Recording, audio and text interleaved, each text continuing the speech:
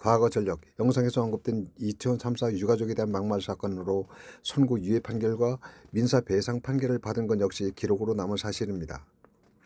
루머의 내용. 성적 암시 및 루머, 영상 속 정치평론가는 김 의원이 제기한 자식을 나눈 사이 등의 표현을 비열한 루머, 근거 없는 오염으로 규정하고 있습니다. 현재까지 해당 내용의 사실임을 뒷받침하는 어떠한 공신력 있는 증거나 정황도 제시된 바 없으며 오히려 수사기관은 이를 허위사실에 의한 명예훼손으로 보고 수사를 진행 중인 것입니다.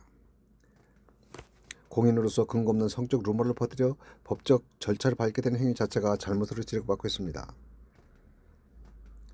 결국 이 사안은 어떤 폭로가 진실인가의 문제가 아니라 확인되지 않은 악의적인 사성을 루머를 공직자가 유포해도 되는가에 대한 법적 윤리적 책임의 문제로 볼 수 있습니다. 김민아는 어떤 처벌을 받을까요?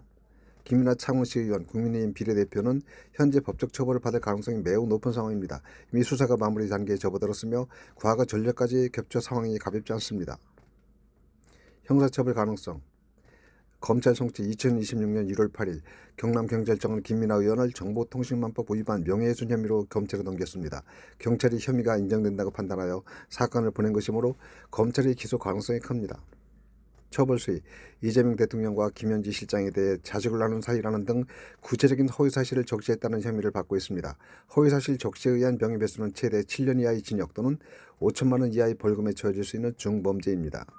가중처벌 우려. 과거 전력, 집행유예 위험.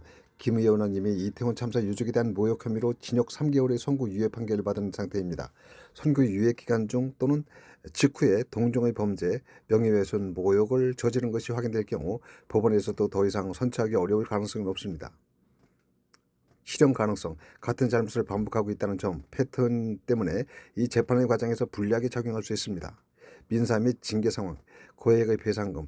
이태원 참사 유족들이 낸 민사소송 1심에서 이미 1억 4천만 원 배상 판결을 받았습니다. 이번 대통령실 관련 루머 사건에 대해서도 당사자들이 민사소송을 제기할 경우 추가적인 금전적 타격이 예상됩니다.